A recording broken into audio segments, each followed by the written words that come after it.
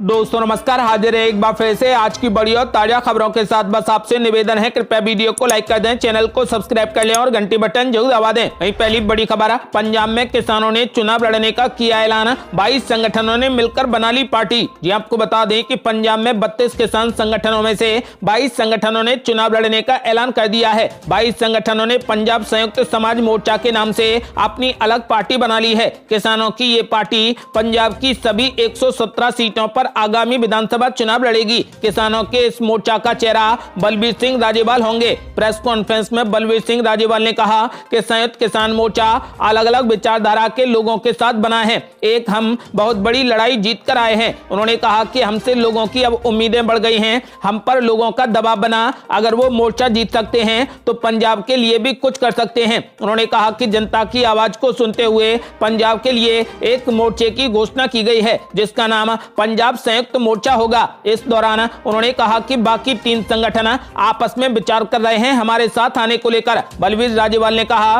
कि हम 117 सीटों के लिए तैयार हैं। उन्होंने कहा कि जो भी हमारे बाकी संगठन हैं उनसे अपील करते हैं कि वो हमारे साथ आएं। उन्होंने कहा कि नए पंजाब की सृजना के लिए ऐसा करना पड़ा है। आपको बता दें कि पंजाब में किसानों के चुनाव लड़ने के ऐलान के बाद अब लड़ाई और भी दिलचस्प हो गई है। पंजाब में पहले से ही कांग्रेस, आम आदमी पार्टी, अकाली दल और अमरिंदर सिंह की पार्टी के साथ बीजेपी चुनावी मैदान में है। शुरुआती सर्वे में आम आदमी पार्टी को पंजाब में सबसे ज्यादा सीटें मिलती दिख रही हैं। हालांकि अब किसानों के इस ऐलान के बाद पंजाब चुनाव की तस्वीर अलग हो गई है। यदि आप भी चाहते हैं कि किसान जीते हैं तो इस वीडियो को लाइक कर अपनी राय हमें कमेंट बॉक्स में जरूर दें। अगली बड़ी खबर, पंजाब चुनाव में भाग लेने को लेकर किसान संगठनों में पड़ी दरार। अब 15 जनवरी को होगी संयुक्त किसान मोर्चा की बड़ी बैठक। ये आपको बता दें कि संयुक्त किसान मोर्चा ने आज एक स्पष्टीकरण जारी किया है कि पंजाब के कुछ किसान संगठनों द्वारा विधानसभा चुनाव लड़ने के लिए संयुक्त समाज मोर्चा बनाने की आज की घोषणा से उनका कोई भी लेना देना नहीं है। संगठन ने कहा कि संयुक्त किसान मोर्चा किसी भी राजनीतिक दल को अपने बैनर या अपने मंच का इस्तेमाल नहीं करने देने की अपनी नीति पर कायम है। इसके साथ ही 15 जनवरी को होने वाली आगामी राष्ट्रीय संयुक्त किसान मोर्चा बैठक ये तय करेगी कि चुनाव में भाग लेने वाले किसान संगठन और नेता संयुक्त किसान मोर्चा के भीतर रहेंगे या नहीं। इससे पहले केंद्र के 3 कृषि कानूनों के खिलाफ विरोध प्रदर्शन में शामिल रहे पंजाब के 22 किसान संगठनों ने एक राजनीतिक मोर्चा बना लिया है और घोषणा भी कर दी है कि वो एक राजनीतिक बदलाव के लिए आगामी राज्य विधानसभा चुनाव लड़ेंगे। किसान नेता बलदेव सिंह ने कहा कि किसान संगठन लोगों की उम्मीदों को ध्यान में रखते हुए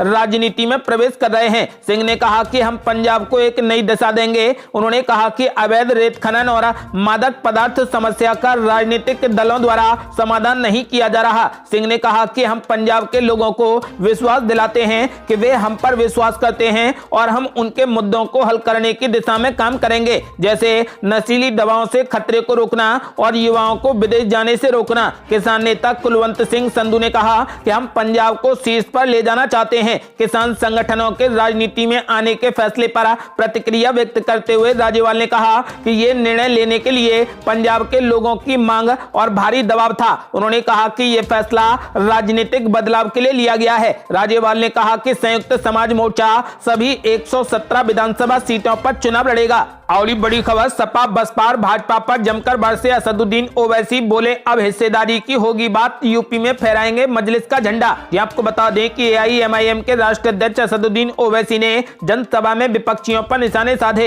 एक होने का आह्वान कर उन्होंने कहा कि अब लड़ाई हिस्सेदारी की होगी, यूपी में मजलिस का झंडा फहरेगा तो मुसलमानों को हक मिलेगा। ओवैसी ने कहा कि दुआओं एवं अपने वोटों से मजलिस प्रत्याशी को कामयाब बनाएं। हर समाज पर लीडरशिप है, लेकिन 19% मुसलमानों पर सियासी ताकत नहीं है। अपनी जमात को मजबूत करना है। सपा एवं बसपा ने वोट का इस्तेमाल कर अपनी बिरादरी मजबूत की, लेकिन हमें कमजोर छोड़ दिया। अब वो भाजपा की जीत का डर दिखाकर फिर से वोट मांगेंगे। उनसे पूछें कि लोकसभा चुनाव में सपा बसपा कामयाब क्यों नहीं हुए। महंगाई की बात करें तो योगी मोदी कहते हैं ओवैसी भड़का रहा है। प्रधानमंत्री दिन में 4-5 बार कपड़े बदलकर फोटो खिंचाकर समझते हैं कि हर मसला हल हो गया। ओवैसी ने कहा कि मजलिस के बैनर तले सियासी ताकत बनाने आया हूं। आप पर एतबार है और आप में तब्दीली आ रही है। हाथ उठाकर उन्होंने वोटों का समर्थन मांगा। प्रदेश अध्यक्ष शौकत अली खान ने कहा कि राजनीतिक गुलाम नहीं बनना है। सपा को वोट दिया तो आज थानों में, सरकारी दफ्तरों में यादव हैं, लेकिन आपका बेटा कहां है? अभी भी कारखाने में है। आपको बता दें कि असदुद्दीन ओवैसी ने सपा, बसपा और भाजपा पर जमकर हमला बोला। उन्होंने कहा कि अब हिस्सेदारी की बात होगी और यूपी में मजलिस का झंडा फहरेगा। और ये बड़ी खबर, हम एक कदम पीछे हटे हैं, आगे भी बढ़ेंगे। कृषि मंत्री नरेंद्र सिंह तोमर के इस बयान पर रणदीप सिंह सुरजेवाला ने बोला जोरदार हमला।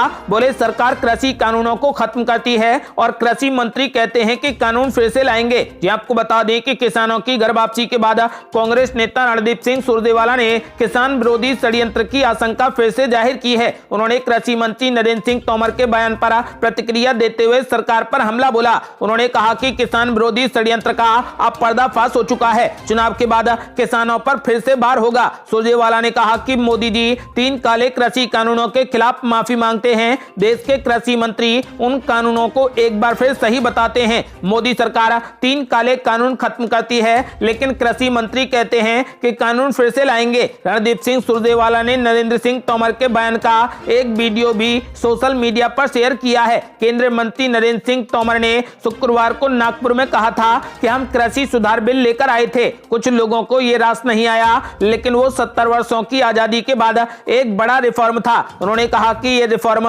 नरेंद्र मोदी जी के नेतृत्व में आगे बढ़ रहा था। तोमर ने कहा था कि सरकार निराश नहीं है, हम एक कदम पीछे हटे हैं, आगे भी बढ़ेंगे, क्योंकि हिंदुस्तान का किसान हिंदुस्तान की रीढ़ है। अगर बैकबोन मजबूत होगी तो निश्चित रूप से देश मजबूत होगा। आपको बता दें कि उनके इस बयान पर अब रणदीप सिंह सुरजेवाला ने जोरदार हमला बोला है। रणदीप सिंह सुरजेवाला ने कहा कि मोदी जी 3 काले कानूनों के लिए माफी मांगते हैं और देश के कृषि मंत्री नरेंद्र सिंह तोमर उन कृषि कानूनों को दोबारा से लाने की बात करते हैं।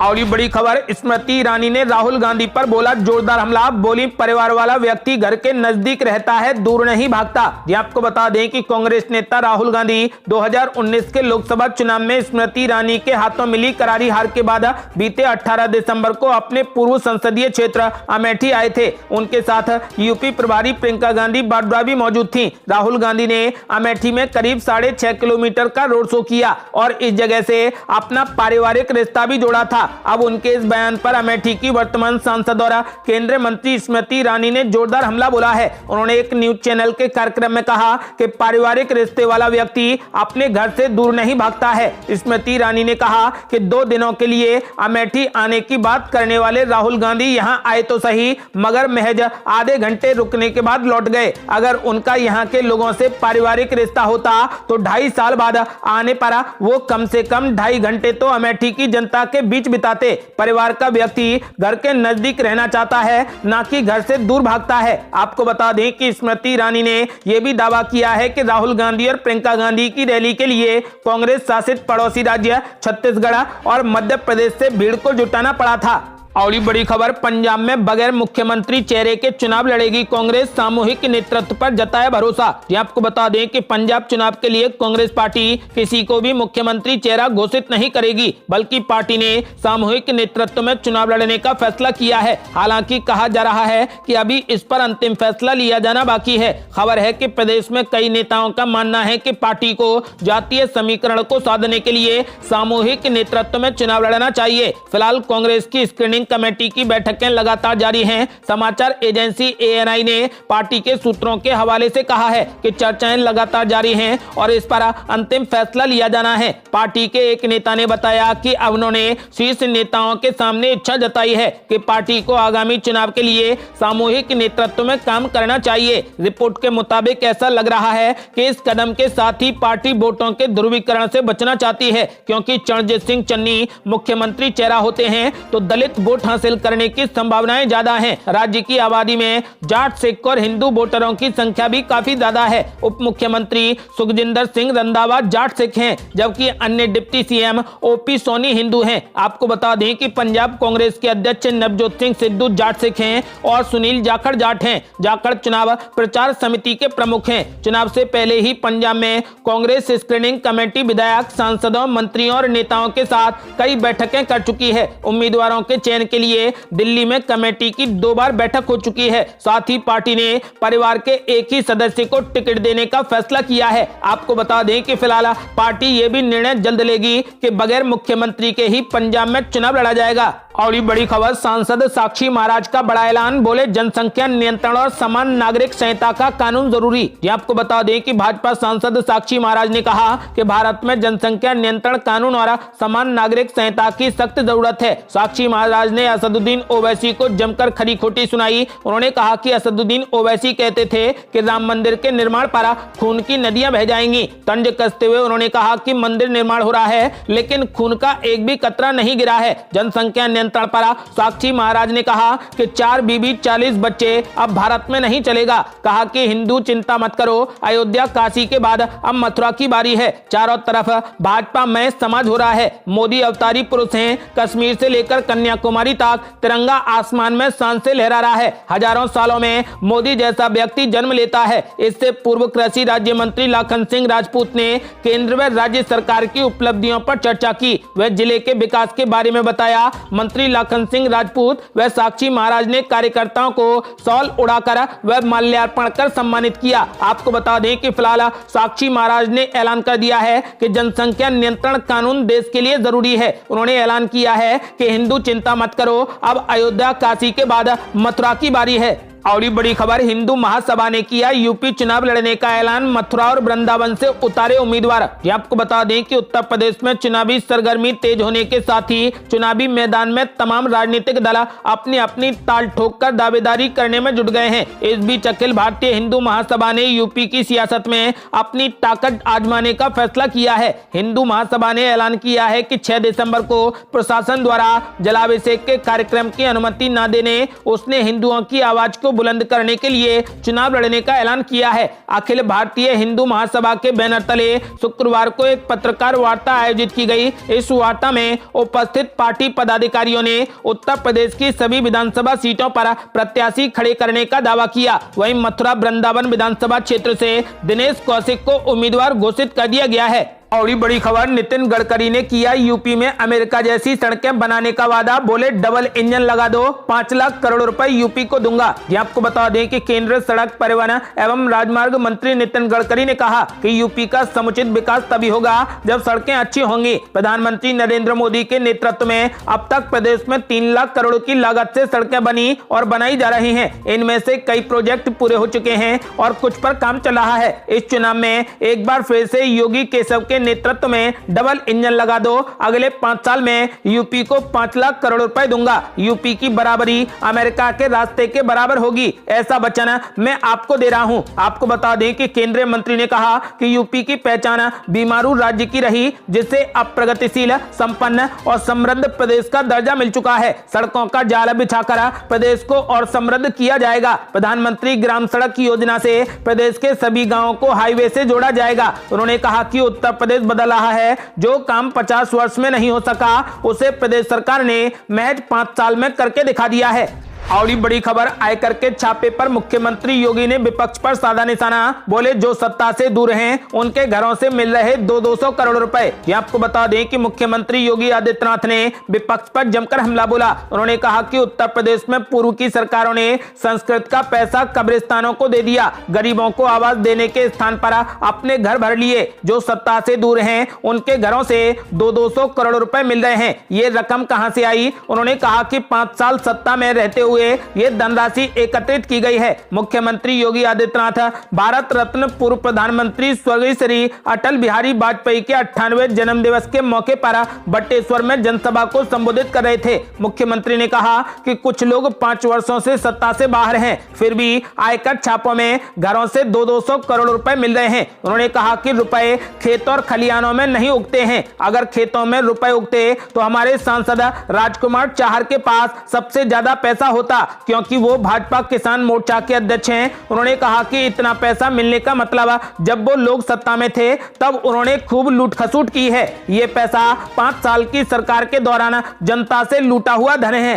और ये बड़ी खबर, लखनऊ के 42,000 छात्रों को मिले फ्री टैबलेट और फ्री स्मार्टफोन। मुख्यमंत्री योगी बोले सरकार की नीयत साफ हो तो काम दमदार दिखता है। ये आपको बता दें कि लखनऊ के इकाना स्टेडियम में मुख्यमंत्री योगी ने 60,000 छात्रों को टैबलेट और फ्री स्मार्टफोन बांटे। लखनऊ के 130 संस्थानों के 42,000 छात्रों को भी इसका सीधा लाभ मिला। सुबह से आए छात्रों के चेहरों की रौनक स्मार्टफोन और टैबलेट मिलने के बाद देखने लायक थी। आपको बता दें कि इकाना स्टेडियम के बाहर अलग अलग समूह बनाकर सैकड़ों छात्र हाथ में स्मार्टफोन लेकर फोटो खिंचाते दिखे। स्मार्टफोन पाकर छात्रों ने योगी जी को धन्यवाद कहा। अटल बिहारी वाजपेयी इकाना स्टेडियम में युवाओं को 1 करोड़ स्मार्टफोन और फ्री टैबलेट वितरण कार्यक्रम की शुरुआत करते हुए मुख्यमंत्री योगी ने विपक्ष पर भी जमकर निशाना साधा। मुख्यमंत्री योगी आदित्यनाथ ने कहा कि सरकार की सोच ईमानदार और नियत साफ होती है तो काम दमदार दिखता है। ये थी अब तक की बेहद बड़ी खबरें। यदि आप भी चाहते हैं कि भारत जल्द से जल्द कोविड मुक्त हो जाए तो इस वीडियो को लाइक कर अपनी राय हमें कमेंट बॉक्स में जरूर दें।